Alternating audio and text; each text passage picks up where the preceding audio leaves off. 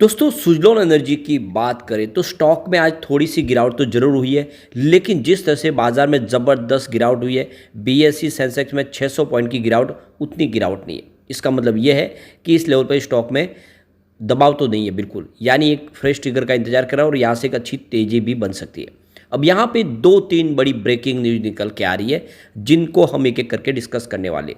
वैसे सुजलॉन एनर्जी जो तेज़ी से दौड़ सकता था, लेकिन उस पर फिर से पैरों में उसके बेड़ियाँ लगी है।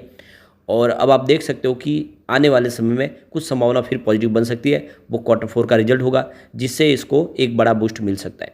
तो यहाँ पे इन सारी बातों को समझने की कोशिश करेंगे और क्या सुजलॉन एनर्जी आने वाले समय में वैसा ही रिटर्न दे सकता है जैसा इसने 2020 के बाद लोगों को दिया था।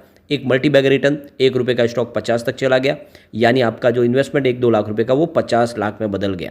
अब वो इतनी बड़ी तेज़ी के बाद काफ़ी समय से स्टॉक एक सीमित दायरे में ट्रेड कर रहा है, क्या करना चाहिए। लेकिन फ्रेंड, उससे पहले अगर आप पहली बार हमारे चैनल पे आए तो चैनल को सब्सक्राइब कर दीजिए, एक बेल आइकॉन दबा दीजिए ताकि जब भी नया वीडियो बने पहला नोटिफिकेशन आपको मिले। वीडियो पसंद आए तो लाइक से जरूर कीजिए। चलो फ्रेंड्स, वीडियो स्टार्ट करते हैं। मैं हूँ आपका दोस्त एस बी दवे और हमारे अपने चैनल ऑनलाइन कमाई में आपका बहुत बहुत स्वागत है।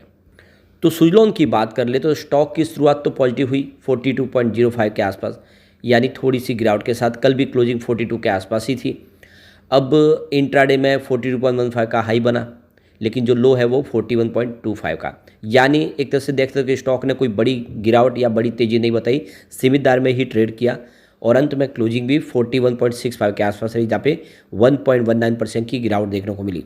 लेकिन आपको ये ध्यान रखना चाहिए कि सुबह बाजार की शुरुआत 150-200 पॉइंट की तेज़ी के साथ हुई थी और क्लोजिंग 600 पॉइंट की गिरावट के साथ हुई है। उस हिसाब से देखें तो बाजार में 700-800 पॉइंट की गिरावट हुई है। उस हिसाब से 1% की गिरावट कोई बड़े मायने नहीं रखती है, यानी स्टॉक मजबूत है इस लेवल पे। लोग इसको ज़्यादा इस समय तो इसमें भी क्वाली करना पसंद नहीं कर रहे।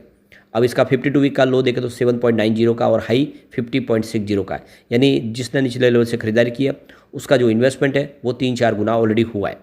ऑल टाइम लो रेंज इसकी 1.70 के जो कोरोना काल में आई थी, और 459 की इसकी हाई प्राइस है जो 2008 के पहले थी। अब इंतजार करें कि कब फिर से ये 400 को क्रॉस करेगा। तो बिल्कुल 400 आ सकता है, लेकिन उसमें थोड़ा हमें धैर्य के साथ बने रहना होगा। निकट भविष्य में 400 का टारगेट दिखा सकता है, क्योंकि सरकार ने भी बड़ा गोल सेट किया है ग्रीन एनर्जी सेक्टर के लिए। अब इसके लिए जो सबसे बड़ी प्रॉब्लम है कि स्टेज 4 में फिर से आ गया। 2-3 दिन के बाद में इसको तुरंत ही स्टेज 4 में डाल दिया गया, जबकि न यहाँ पे अपर सर्किट लग रहे थे न लोअर सर्किट लग रहे थे। और आप देखें तो इस वजह से वॉल्यूम भी फिर से एकदम कम होने लगा। पिछले 1 महीने पहले इसका 4 करोड़ का वॉल्यूम था, 1 वीक पहले 6 करोड़ का वॉल्यूम हुआ, क्योंकि जो है इसको मौका मिला था, इंट्राडे ट्रेडिंग इसमें खुल गई थी। लेकिन आप देख लो कि फिर से सर्किट लिमिट जैसे ही स्टेज 4 में आया, आप देख लो कि इसका वॉल्यूम घटने लगा। कल 3 करोड़ का वॉल्यूम हुआ था और आज 2 करोड़ का ही वॉल्यूम है। तो बिल्कुल देख सकते हो कि वॉल्यूम कम हो चुका है, क्योंकि इंट्राडे ट्रेडिंग फिर बंद हो चुकी है। अब इसके बीच में एक बड़ी गुड न्यूज़ निकल के आ रही है। तो यहाँ पे फेडरल पावर मिनिस्ट्री की तरफ से जो मार्च 2025 तक के लिए जो अंदाज़ा लगाया गया कि जो इलेक्ट्रिसिटी कंजम्पशन है, जो पावर जनरेशन कैपेसिटी है, वो बढ़ सकती है 9.3%, जो 1900 बिलियन किलोवाट तक पहुँच सकती है। तो 2020-21 के बाद पेंडेमिक दौर निकलने के बाद एनुअली 8% की इलेक्ट्रिसिटी जनरेशन में वृद्धि लगातार हो रही है, यानी पावर डिमांड लगातार बढ़ रही है। और आने वाले समय इसके लिए आप देख लो कि ऊर्जा के सभी स्रोत को सरकार को एक्टिव करना होगा, उसको सबकी कैपेसिटी को बढ़ाना होगा, तभी इस ऊर्जा की ज़रूरत है जो लगातार 8% के हिसाब से एनुअली बढ़ रही है, उसको पूरा किया जा सकता है। अप्रैल से जून के दरमियान देखें तो हीट वेव की वजह से बहुत ज़्यादा इलेक्ट्रिसिटी की ज़रूरत पड़ती है। उस समय आप देख सकते हो कि क्षमता से ज़्यादा इस्तेमाल होती है। अब यहाँ पे जो अंदाज़ा है उसके हिसाब से जो कोल बेस्ड पावर प्लांट है उससे 8.9% की ऊर्जा की ज़रूरत को एक्स्ट्रा पूरा किया जा सकता है, यानी वृद्धि बढ़ सकती है। और रिन्यूएबल एनर्जी के माध्यम से 10.5% की वृद्धि हो सकती है। तो यहाँ पे रिन्यूएबल एनर्जी के लिए जो अंदाज़ा लगाया गया कि सोलर, विंड और स्मॉल हाइड्रो पावर प्लांट के माध्यम से दूसरी जो बिजली का निर्माण होगा उसमें 8.2% की ग्रोथ देखने को मिल सकती है फाइनेंशियल 2024-25 के दरमियान, यानी 244 बिलियन किलोवाट के आसपास ऊर्जा का निर्माण हो सकता है क्लीन एनर्जी के माध्यम से। अब 2022 की बात तो जो गोल सेट किया था 175 गीगावाट की कैपेसिटी को पाने का सरकार की तरफ से, उसको पूरा नहीं हुआ, क्योंकि 143.65 गीगावाट की कैपेसिटी इंस्टॉल हुई है। तो कुल मिला के अभी भी उसके पीछे चल रहे हैं और उसमें तेज़ी लाने की ज़रूरत है। अब जैसे कि आपको पता ही होगा कि सुजलॉन एनर्जी विंड एनर्जी के प्रोजेक्ट तो करती है, लास्ट में 2016 से इन्होंने सोलर प्रोजेक्ट भी शुरू किए। तो अब देख सकते हो कि यहाँ पे जो बड़ी अपडेट निकल के आ रही है, मार्च महीने के दौरान जो सोलर एनर्जी की इंस्टॉल कैपेसिटी है वो 6.2 गीगावाट को टच की है। तो इस बार मार्च 2024 में जो मंथली इंस्टॉल कैपेसिटी है वो 7 गीगावाट के आसपास पहुंची है। पिछले साल ये 3.5 गीगावाट के आसपास थी, यानी एक तरह से कह सके डबल हो चुकी है। तो ये बहुत बड़ी बात है, एक बड़ा अचीवमेंट है सोलर एनर्जी के लिए। तो मार्च का योगदान अगर आप देखें तो इसकी वजह से जो एनुअल इंस्टॉल कैपेसिटी है सोलर की वो 18.5 गीगावाट तक पहुंच चुकी है 31 मार्च 2024 तक। तो गुजरात और राजस्थान, महाराष्ट्र में बहुत सारे नए सोलर पार्क बन रहे हैं, उसका फ़ायदा भी देखने को मिल रहा है। जिस तरह से एक के बाद एक प्रोजेक्ट शुरू किए जा रहे हैं, जिसकी वजह से इंस्टॉल कैपेसिटी बढ़ रही है और ये काफ़ी अच्छी गुड न्यूज़ है।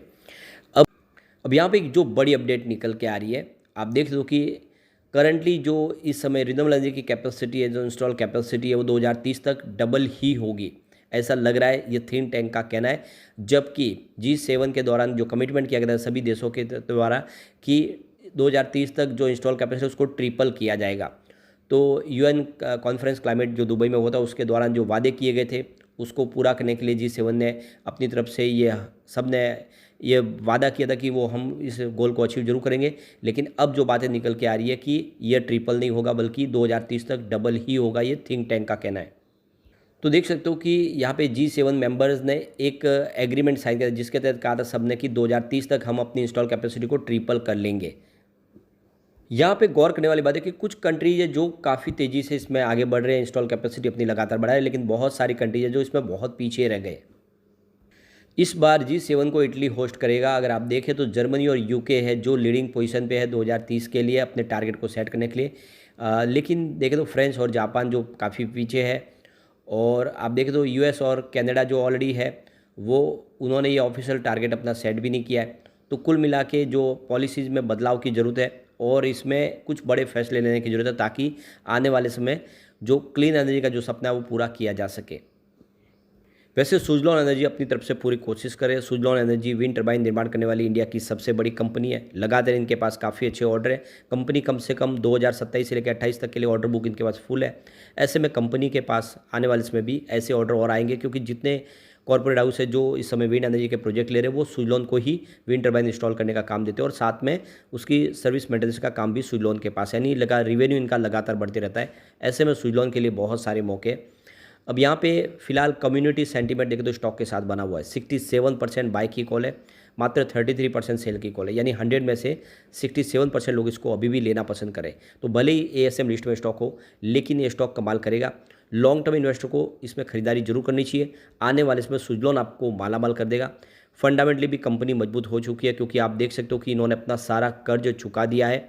इस समय कंपनी के पास अच्छा खासा 600-700 करोड़ का कैश फ्लो भी है, जिससे वो अपने ऑर्डर कंप्लीट कर पाएंगे।